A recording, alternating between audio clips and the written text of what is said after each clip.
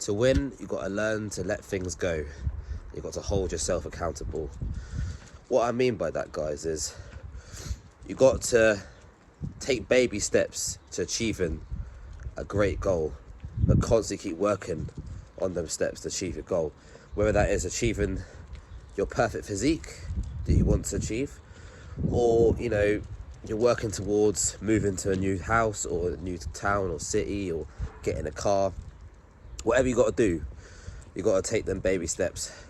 You can't just be too overstimulated with excitement straight away, because 9 out of 10 times people just fall flat in their face after a few months, because that eventually that energy, that stimulating boost that you have in excitement runs away from you, because you're thinking too much about the excitement and not actually just channeling your energy into doing the tasks that need to be led to achieving that goal.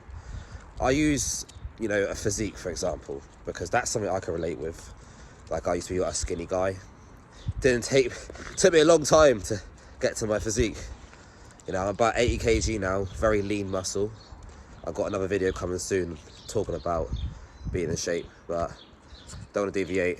Took me a long time though to get to this weight. Like, I was a very skinny guy naturally.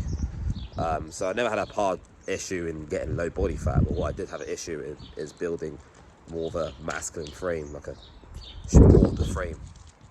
So obviously, well, like I say, it took me a long time to get to that kind of shape, because I was consistent and putting in the work, you know.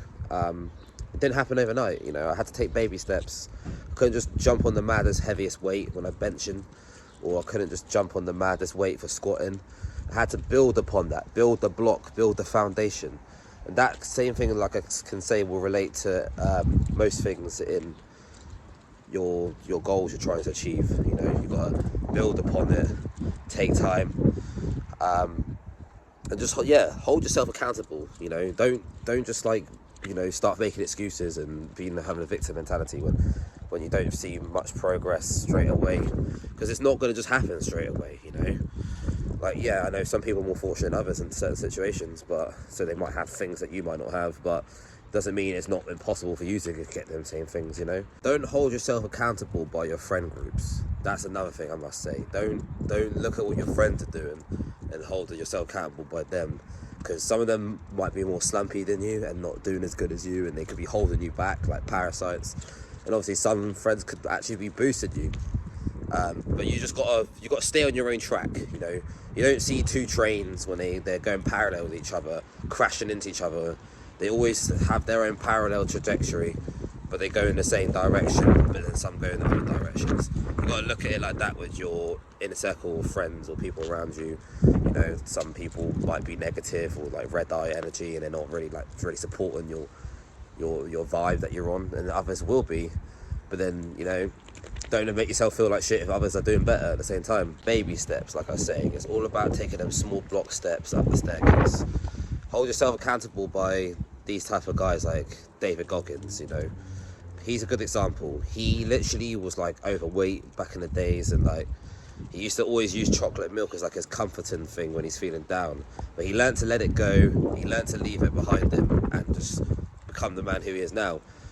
You gotta let certain things go. You gotta like take risks. If you find, like, I don't know, your Xbox too comfortable, but you're like not actually getting shit done because you're just using it as your stimulating escape, you gotta let it go. You gotta just get rid of it. Find something else to do. What do you think people did in the olden days, back in like Roman times and that, when they were bored? They just drew maps, read maps. They designed the underground. They designed the roads. You know what I mean? They were doing shit. There's always business for them when they were bored. Whereas I feel like nowadays we tend to deviate from business when we're bored and just rely on stimulating things like looking at TikTok and looking at the Instagram. And when you learn to improve your critical thinking more, you'll then find success in your goals. Don't forget to like and subscribe, and I'll see you guys in the next one.